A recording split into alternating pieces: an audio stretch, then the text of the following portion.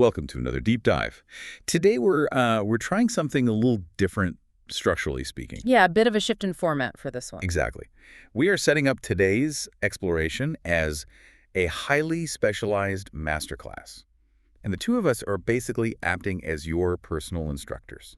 So if you are joining us, definitely prepare to settle in, because we are unpacking a singular, incredibly dense topic today. Right, we're putting aside the high-level overviews and the quick summaries. We really are. Instead, we're going to get into the absolute granular details of how things actually work in the real world. You know, exploring the nuances, the pitfalls, and the real practical applications of digital verification. And our source material for this masterclass is, well, it's essentially the gold standard for this topic. The definitive text, really. Yeah. We're looking at ISACA's Information Technology Audit Framework, often just called ITAF. Specifically, the 5th edition. Right, the 5th edition. Yeah. But we aren't covering the whole framework today because honestly that would take weeks. Months, maybe. Probably. So we are getting hyper-focused. Our curriculum today isolates just Chapter 3 of the framework. We're zeroing in on Performance Standard 1205. And the corresponding performance guidelines 2205. It is a really precise focus, but an absolutely necessary one.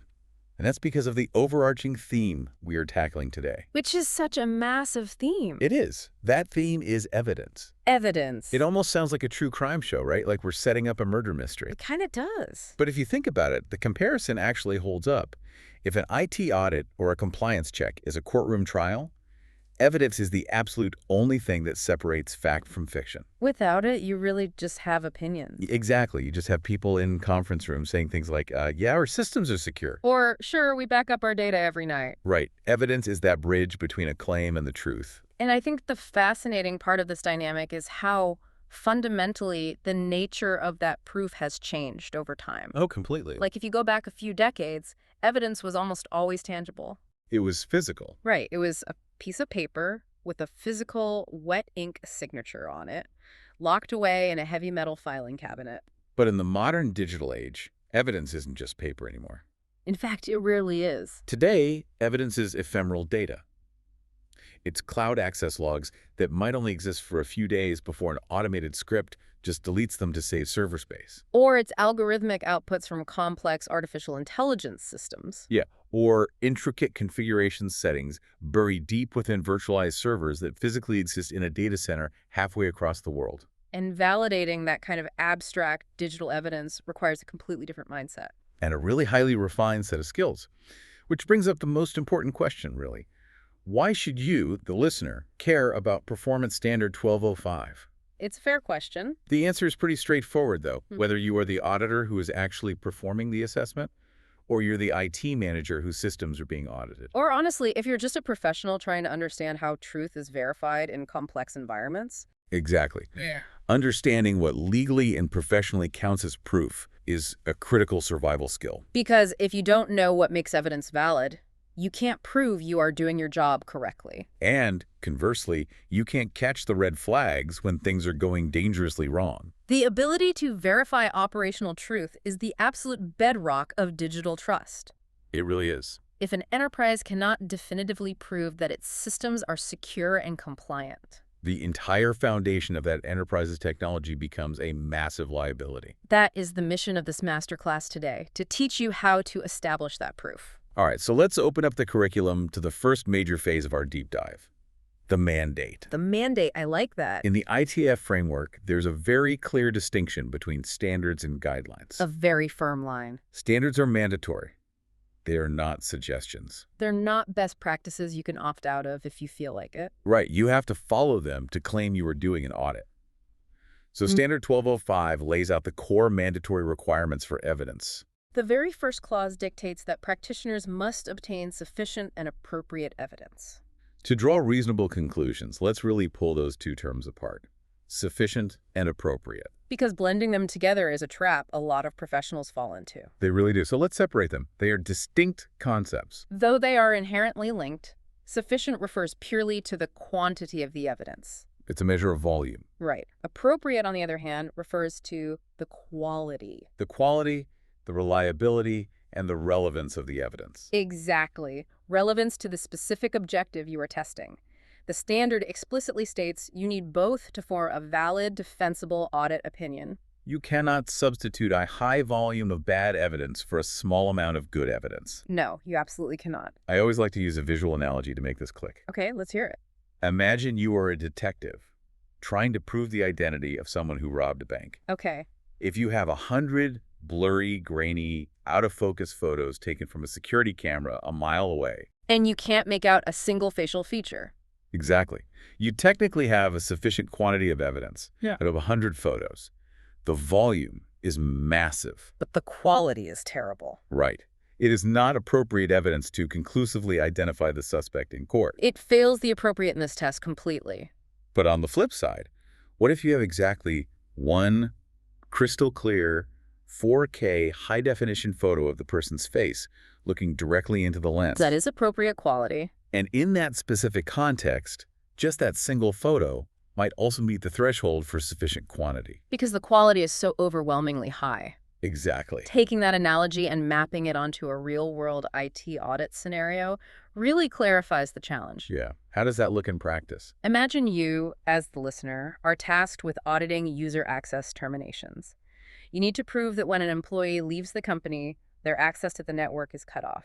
A classic IT audit scenario. So you ask management for evidence. They hand over an exported spreadsheet containing 10,000 rows of data. Showing every single login event for the entire company for the past year. That is a massive quantity of data. It is highly sufficient in terms of volume. Right. But if that spreadsheet does not show account deactivation dates? Or if it lacks unique user IDs that map back to the HR termination list? Then it is completely inappropriate. It's totally irrelevant. It does not answer the specific audit question being asked, no matter how many rows it has. And the text of the standard mandates that practitioners must actively gather, assess, and retain this evidence. This is not a passive activity. No, you don't just act as a human inbox. You can't just take whatever management hands you, glance at the file size, and say, well, they gave me a huge spreadsheet, so we must be good. You have an active duty to assess it against those two criteria. Is this enough proof? And is it the right kind of proof? The text explicitly states the goal here is to draw reasonable conclusions. That's a really critical phrase, reasonable conclusions. It means the conclusion isn't based on your personal gut feeling. Or your innate trust of the IT manager. It's about building a case so solid that any other reasonable professional looking at the exact same hard data you collected would be forced to draw the exact same conclusion. Which brings us directly to the next critical mandate in the standard, the concept of professional skepticism. The standard essentially dictates that auditors cannot be inherently trusting. Professional skepticism is a mandated state of mind. It means never taking assertions at face value. Regardless of how confident the person making the assertion seems, I find the phrase professional skepticism fascinating because it can sound quite hostile to people outside the industry. It can sound like you're calling them a liar. Right. But it's not about being a cynic or assuming everyone is hiding something nefarious. It is simply a professional, structural obligation to say, show me. Exactly.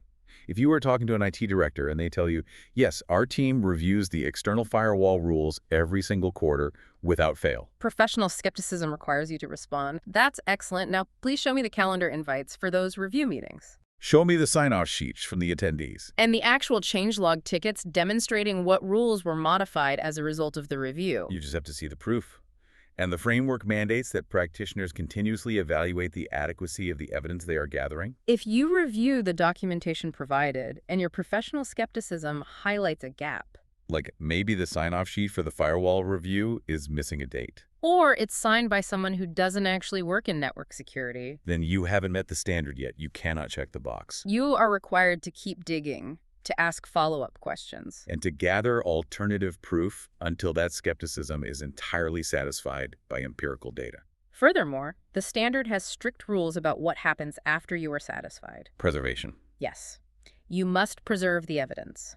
It is a violation of the standard to simply look at a configuration on a manager's monitor, nod your head, and walk away to write your report. The standard states evidence must be preserved according to approved retention policies. Because if an executive or a regulatory body challenges your audit report 2 years down the line, You need to be able to open your files and produce the exact digital artifact you relied upon to make your judgment. so we have a very firm grasp on the mandate. We are required to get enough evidence. It absolutely must be the right kind of evidence. We must approach every claim with rigorous skepticism, and we must meticulously preserve whatever we find. But this naturally leads to a massive structural question. What actually counts as evidence in a modern IT environment? Right. What form does it take when everything is made of code and electricity? This transitions us perfectly out of the mandatory standards and into the second phase of our masterclass. What counts as proof? We are now looking at the performance guidelines. Specifically, the sections dealing with the types of evidence. Guidelines 2.05.1 and 200.205.2. To set the context for this phase, it's really important to remember that while the standards dictate what you must do, the guidelines offer the accepted professional practices for how to do it. The guidelines deal explicitly with categorizing the types of evidence you will encounter in the wild. And the framework text gives us a highly structured, exhaustive list of evidence categories. It outlines them as physical, logical, documentary representations, analytical, external, and corroborative. Now, as an instructor here, the first thing I want to impress upon you is that all evidence is not created equal. Absolutely not. If you view all these categories as having the same weight, your audit will fail.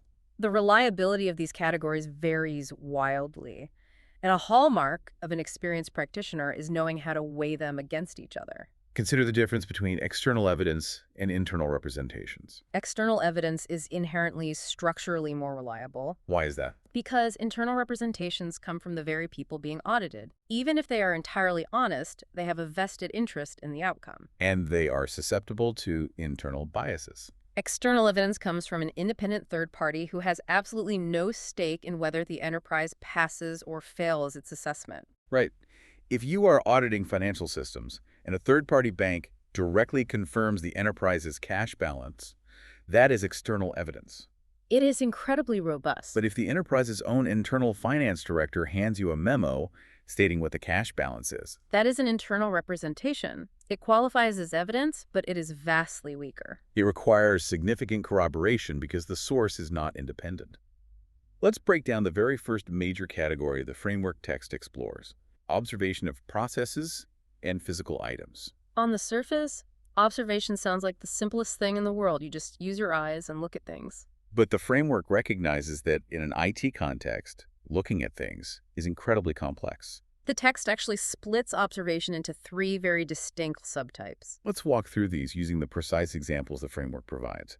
The first subtype is physical security observation. Physical observation is the oldest, most traditional form of audit evidence. It involves the practitioner being physically present in a location to verify that a tangible asset exists. Or that a physical control operates exactly as described in the company policies. The framework uses the specific examples of observing server room locks and evaluating camera placement. So let's put you, the listener, in that scenario. You are reading a corporate security policy that states the primary data center requires dual-factor biometric access. Say, a badge swipe plus a fingerprint scan. To gather physical observation evidence, you literally walk down to the basement, approach the data center door, and visually inspect the biometric scanner. You look to see if it's actually powered on, You might stand there for 20 minutes and observe employees attempting to enter, verifying that the door doesn't just pop open with a badge alone, and ensuring the door isn't just propped open with a fire extinguisher. which happens more often than you'd think. It really does. You look up at the ceiling and observe the camera placement, verifying that the lens actually covers the entrance and doesn't have obvious blind spots. You are seeing the control operate with your own physical senses. It's incredibly hard for management to dispute physical observation. However, physical observation hits a brick wall very quickly in IT auditing. You cannot physically see a firewall algorithm blocking malicious data packets. No, you can only see the metal chassis the firewall software runs on, which tells you nothing about its security posture. That fundamental limitation is why the second subtype of observation is so critical: logical security observation. This is where the framework gets really deep into the weeds of modern technology. The The text defines logical security observation with some highly specific examples. first is observing network security monitoring systems actively capturing events. What does that actually look like in practice? Yeah. You aren't staring at a physical room. You are looking at an interface. You are likely sitting in a security operations center next to a security analyst watching their SIEM dashboard.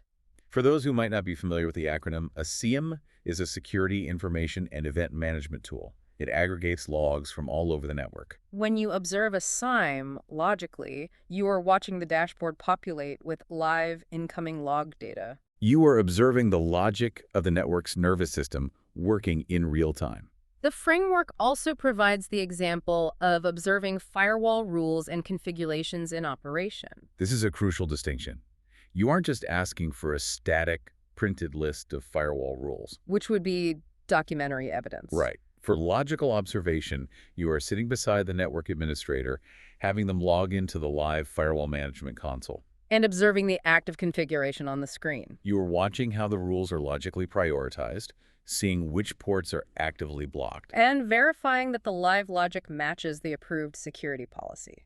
The third example the text provides is observing encryption controls applied to sensitive data in transit or at rest. Again, encryption is invisible to the naked eye. You have to logically observe it. You might have an engineer run a packet capture utility on the network, intercepting live traffic. So you can observe that the payload is unreadable ciphertext rather than plain text. Or, for data at rest, you would look at the storage array's management interface to verify that the encryption module is toggled on, active, and actively managing cryptographic keys. So we have physical observation touching and seeing, hardware and logical observation viewing software interfaces and system behaviors. The third subtype the text details is process observations. This is where you are watching a chronological sequence of events unfold over time. The framework specifically mentions observing the actual execution of data backup and restoration procedures. This is a cornerstone procedure in IT auditing because the risk of data loss is existential for most enterprises. Management will universally claim that they perform daily backups. But professional skepticism requires proof. So the practitioner will schedule a time to sit with the IT operator and observe the process from start to finish. They will watch the operator initiate a backup job, observe the system console as it processes the data blocks, and check for error messages. But a backup is useless if you can't read it. So the most important part of this observation is watching them perform a restoration procedure. The auditor observes the complex process of the operator locating a specific file on the backup media, executing the restore command, and successfully opening that restored file on a test server to prove data integrity. The other key example the text uses for process observation is watching a user account provisioning or deprovisioning workflow happening in real time. This isn't about looking at the end result, like a list of active users. It's about watching the human and system interaction in motion. Imagine sitting behind the IT help desk.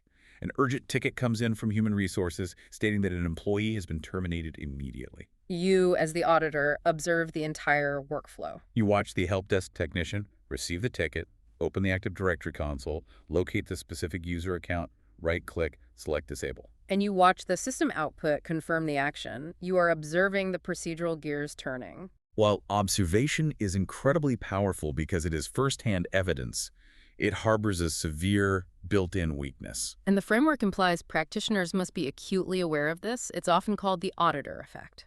When you observe a process, you only genuinely know that the process works correctly while you are actively watching it. Human beings alter their behavior when they are being observed.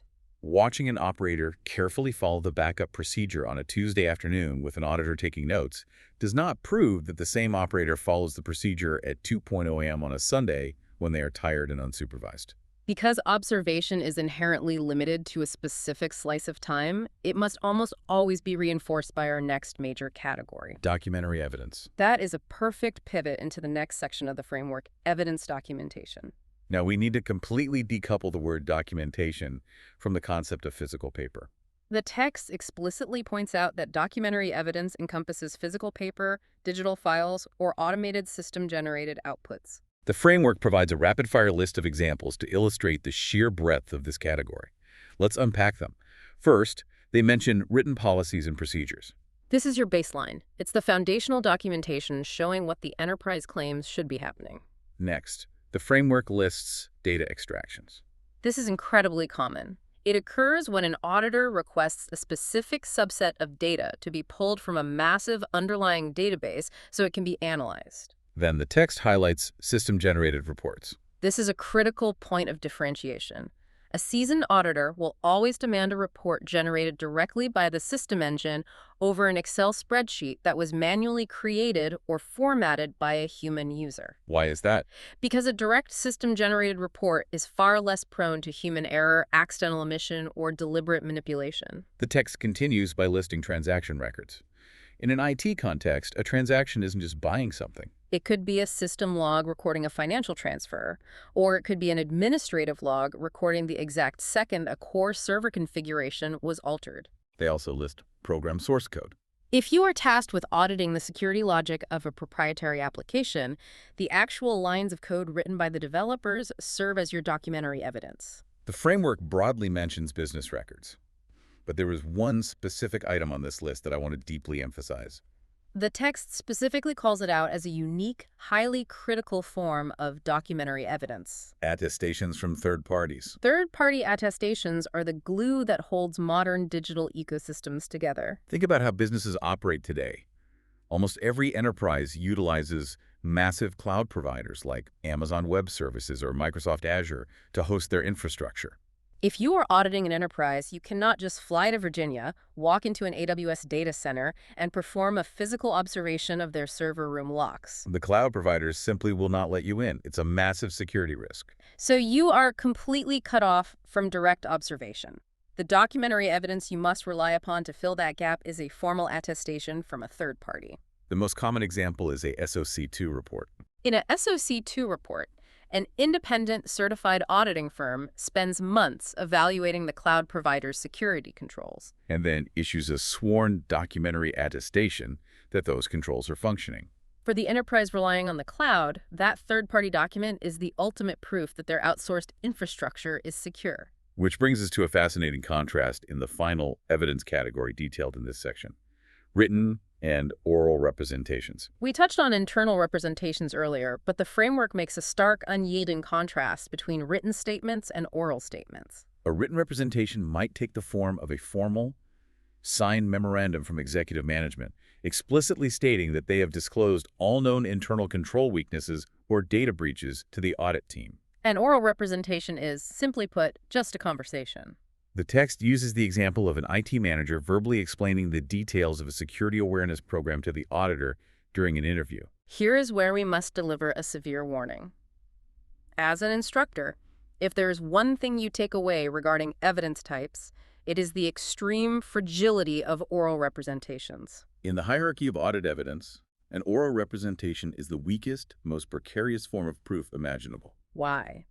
Because human memory is inherently faulty, people naturally misinterpret conversational nuance, and frankly, people can and will deny saying something later if a problem arises and their job is on the line. Let's play out a scenario. You, the auditor, ask an IT director, do you test your disaster recovery plan annually?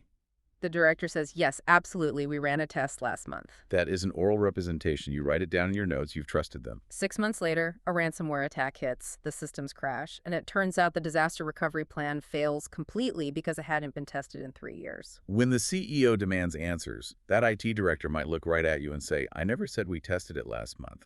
I said we planned to test it last month, but we didn't have the budget.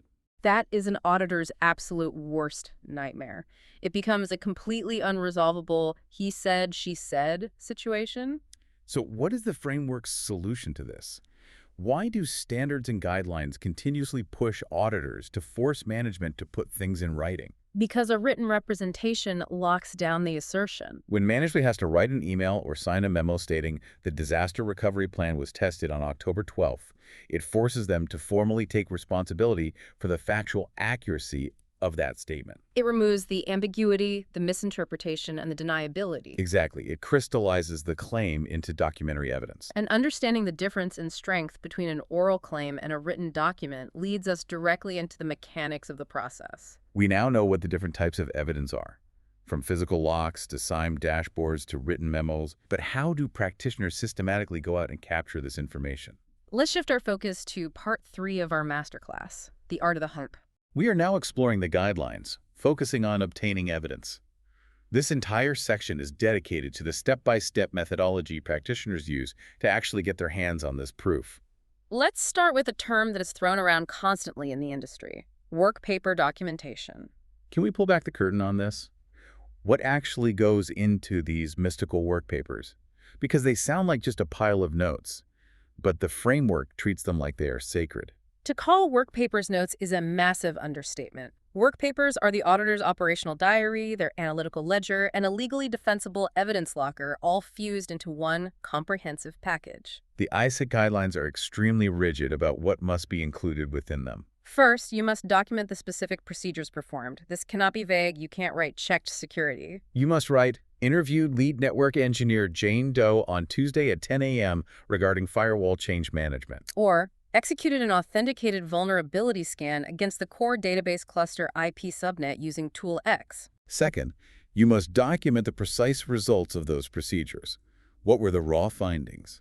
Third, they must contain the source documents. This is the evidence locker portion. This is where you attach the exported system reports, the cryptographic hashes of log files, the screenshots of the logical configurations, and the policy PDFs. Finally, the work papers must document the proof of compliance with laws and policies. The ultimate test of work papers is the reperformance standard. They must be so meticulously detailed and logically constructed that another independent auditor who has zero prior knowledge of the enterprise could pick up your work papers, read through them, and reach the exact same conclusion you did without ever needing to ask you a single clarifying question. That is an incredibly high bar for documentation. It leaves zero room for assumptions. And speaking of high bars, let's look at the 9th guideline, corroboration. This loops us right back to our previous discussion about the danger of oral representations. The framework explicitly states that if a manager verbally tells you a process works, your job is not done. You cannot simply document the conversation and move on. You must seek confirmation, usually by getting them to codify it in a written document or an email.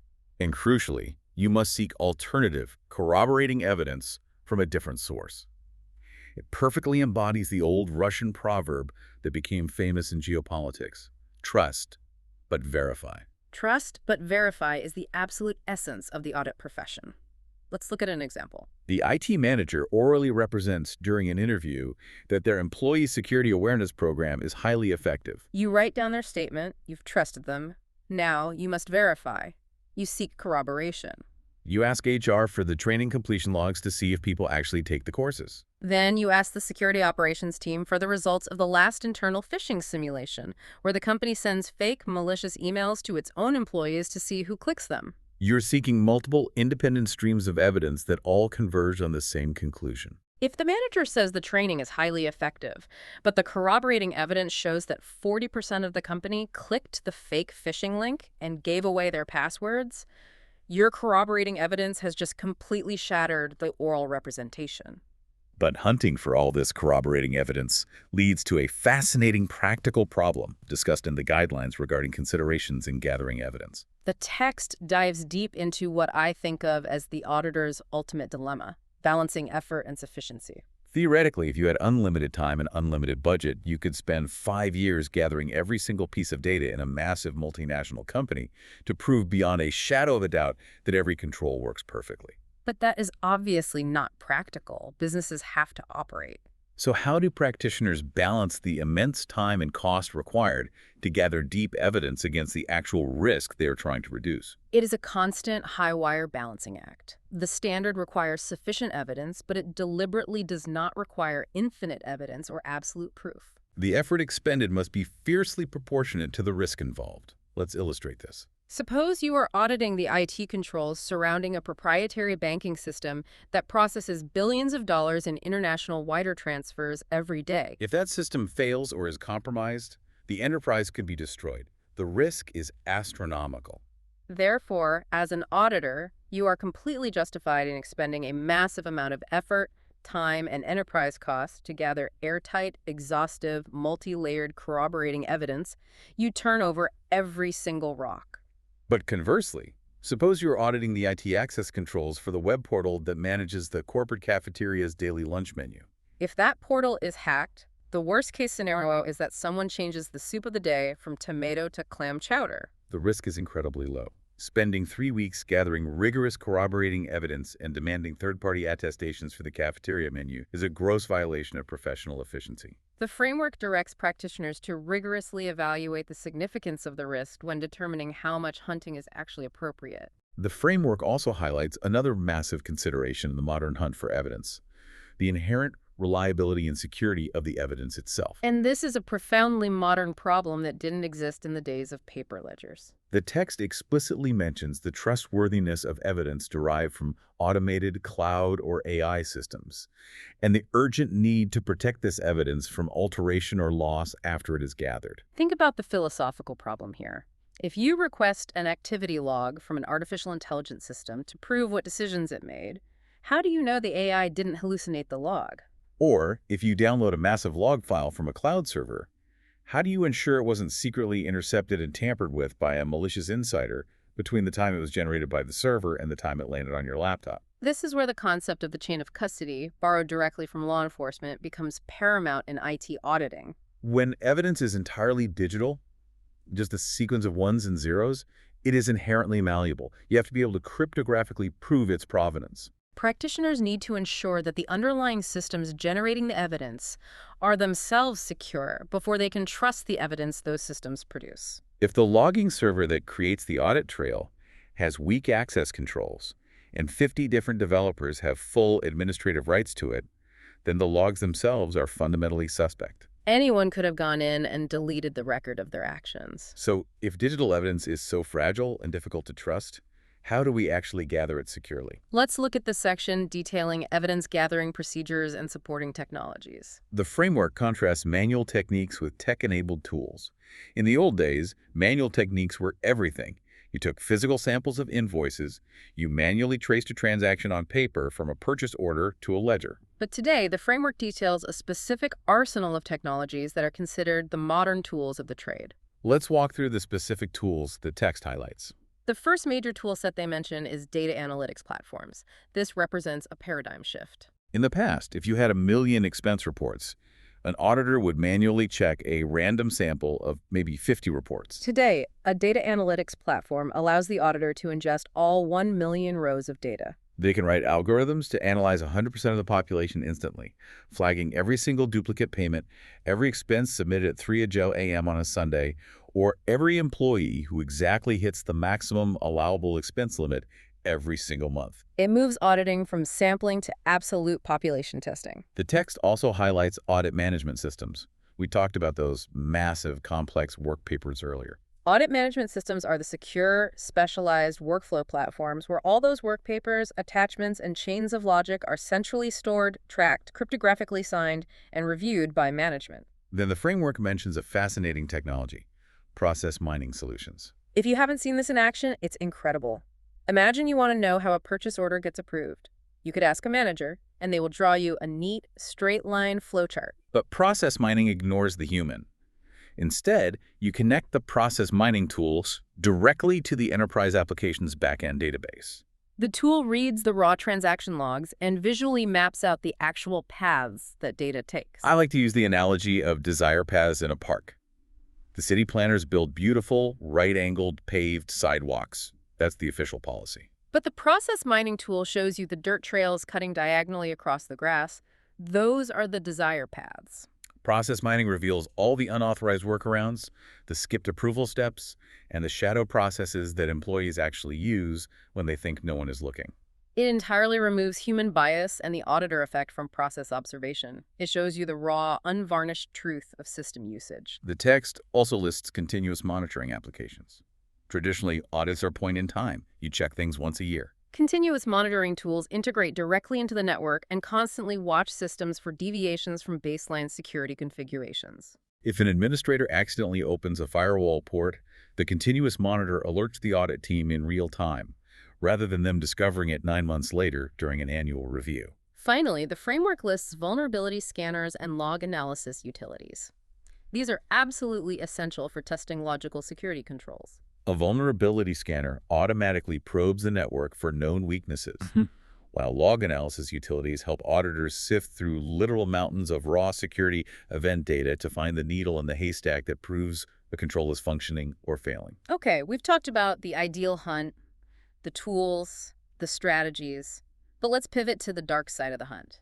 What happens when the auditor kicks over a rock and finds something that looks a lot like a crime? Let's look at the guidelines regarding roadblocks and legalities. What if an auditor is using a data analytics platform, digging through vendor payment logs, and they find evidence that doesn't just show a broken approval process, but actually strongly implies deliberate financial fraud or embezzlement by an executive? The framework has very specific instructions for this explosive scenario. What must a practitioner do when the evidence they are gathering might suddenly become Exhibit A in a criminal legal proceeding? The moment a practitioner suspects that the evidence reveals fraud, embezzlement, or any other illegal act, the standard operating procedure violently shifts. The ISACA text is unequivocal here. You must immediately halt standard audit procedures and consult legal counsel. You are no longer just doing an IT audit. You are potentially standing in the middle of a digital crime scene. If you continue blundering through the network, if you mishandle the evidence, or if you fail to maintain a strict, legally defensible, cryptographically secure chain of custody, you could inadvertently destroy the company's ability to prosecute the crime or recover stolen assets. From that moment on, corporate legal counsel must dictate the subsequent gathering, preservation, presentation, and disclosure of that evidence to ensure it meets the extreme rigors of a court of law. That is an incredibly intense scenario. But there is a much more common yet still highly stressful roadblock discussed in the framework. What if management simply flat out refuses to give you the evidence? You ask the IT director for the firewall rule configurations, and they look at you and say, "No, that's highly sensitive. You don't need to see those." Or they use the classic delay tactic. We are way too busy with the system migration right now. We don't have the man-hours to pull that report for you. In the audit industry, this is formally known as a scope limitation. It is when you are actively blocked from getting the proof you need to do your job. The framework outlines an exact, escalating protocol for dealing with this intense social and professional standoff. It does, and it's a protocol designed to protect the integrity of the audit. You cannot just shrug your shoulders, accept the refusal, and say, "Oh, well, I guess I just won't test the firewall." A scope limitation is a catastrophic issue. The framework dictates a strict three-step escalation process. Step 1. You report the restriction to audit management immediately. Your directors need to know that the team is being stonewalled. Step 2.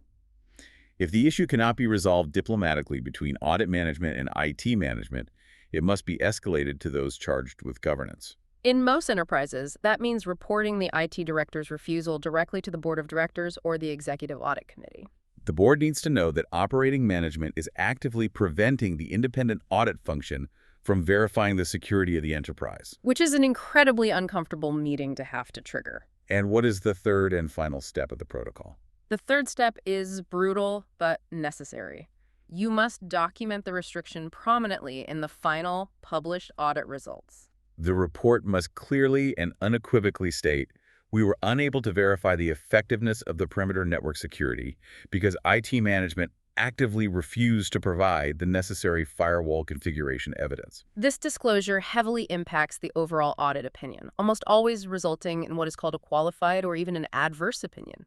You are fundamentally telling the stakeholders that you cannot provide assurance on the safety of the systems because you were forbidden from seeing the proof. Wow. Okay, so we have hunted down the evidence, we have utilized our advanced digital tools, we have navigated the legal minefields, and we have survived the scope limitations. Now imagine you have a massive mountain of proof sitting securely in your digital audit management system. How do you actually know if what you gathered is good enough to stake your professional reputation on? That brings us to part 4 of our masterclass, Judging the Truth. We are now diving deep into the guidelines surrounding evaluating evidence. This is the phase where rote procedure ends and true professional judgment begins. The framework reiterates the core principle we discussed at the very beginning: sufficiency and appropriateness. Once you have a pile of evidence, you must evaluate it holistically and ask yourself one unforgiving question. Does this specific collection of evidence provide a genuinely reasonable basis for my findings? If you look at the evidence, the logs, the interviews, the screenshots, and your professional judgment tells you there's still too much ambiguity or uncertainty, the guideline mandates a simple truth. You cannot write the report. The auditor must go back into the field and get more evidence or perform entirely new additional testing procedures to reduce that uncertainty to an acceptable level.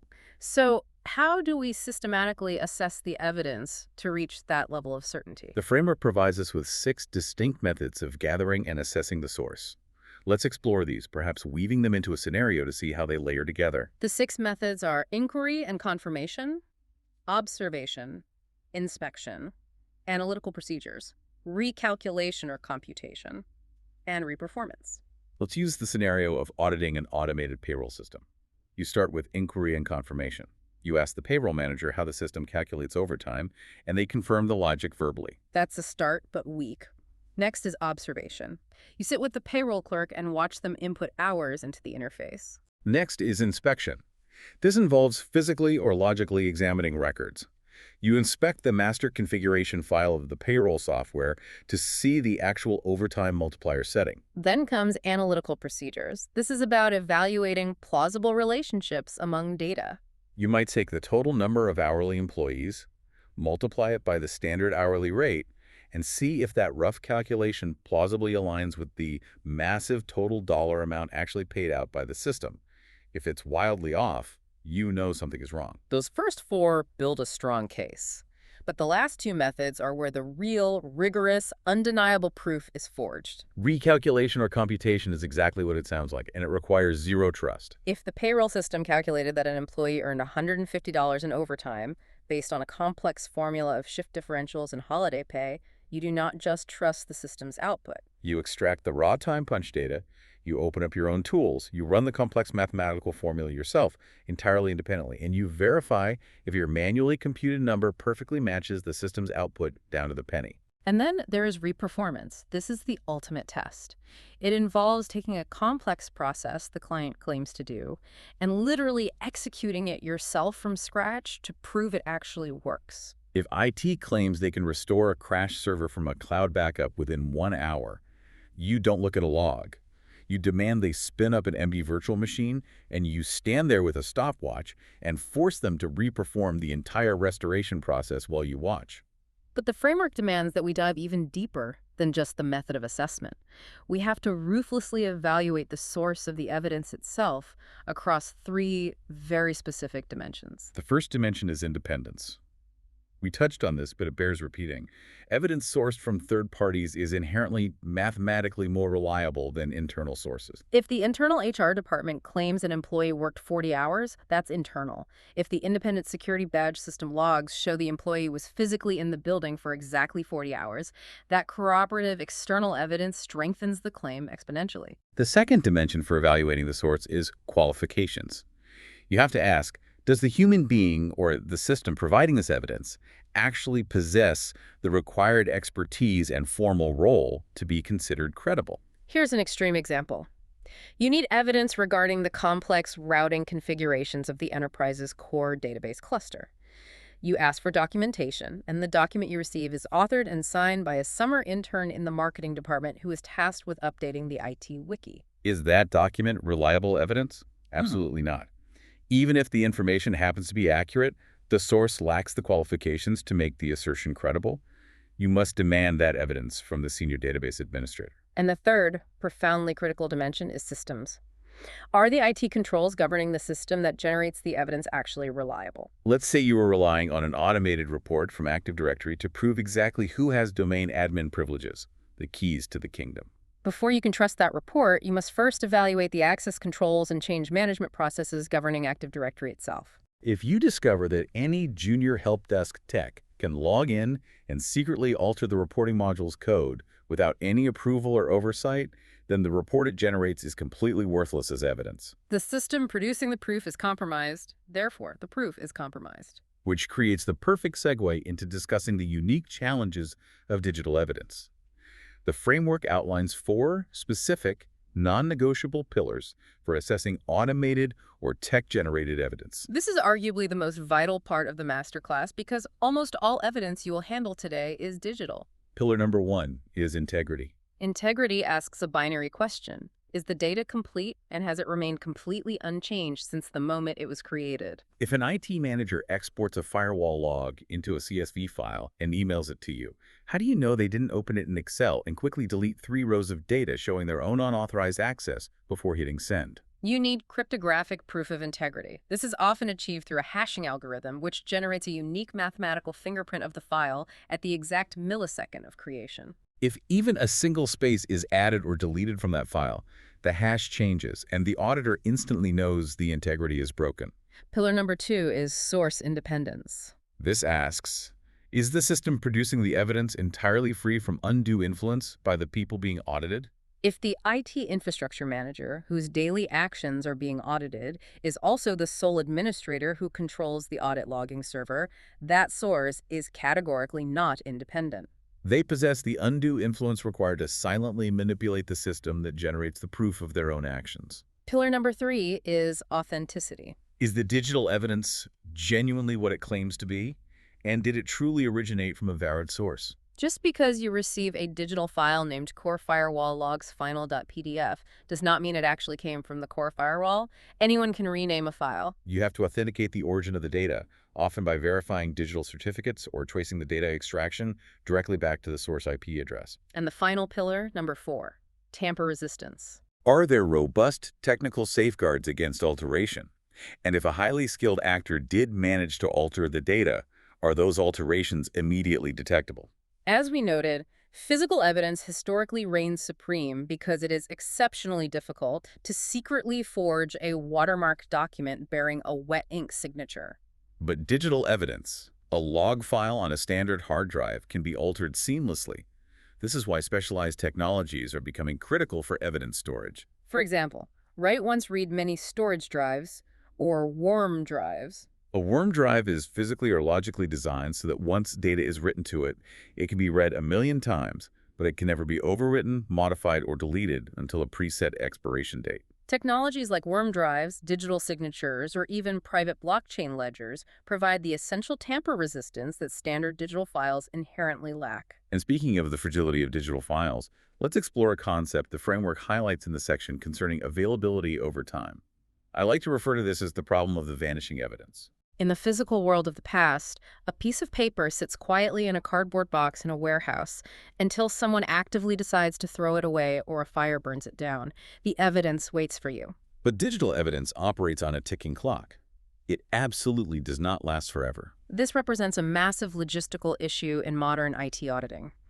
The framework points out specific, highly common examples of ephemeral data. Massive cloud-based system logs, sprawling document archives, enterprise collaboration messages. Think of your internal Slack or Microsoft Teams, chats, rapid-fire security event records, and high-definition video surveillance feeds. These specific types of digital evidence are notorious for vanishing without human intervention. And why do they vanish?